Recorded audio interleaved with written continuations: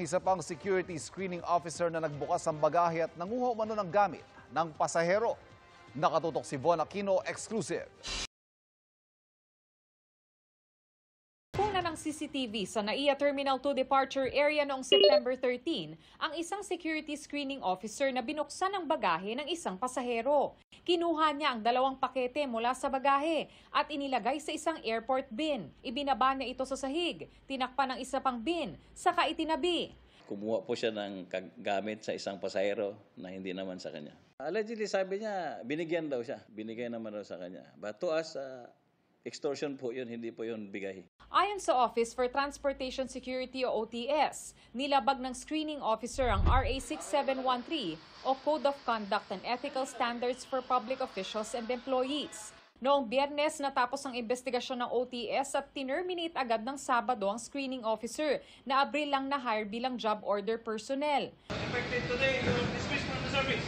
Ang sabi raw ng screening officer sa OTS, tsokolate ang kinuha niya na binigay umano sa kanya ng pasahero.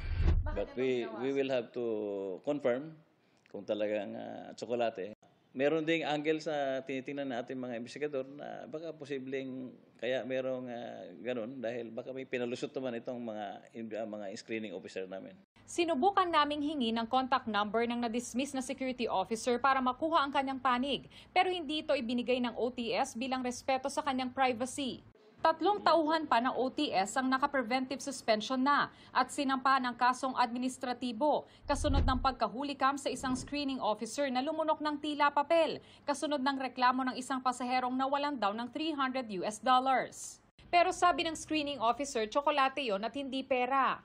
Ayon sa Office for Transportation Security, 24 pang kaso ng paglabag ang kanilang iniimbestigahan na bahagi raw ng kanilang intensified internal cleansing program. We encourage kung talagang if you feel na your rights are violated, we encourage the public to file a complaint and we will act on it. Para sa GMA Integrated News, Von Aquino, nakatutok 24 oras.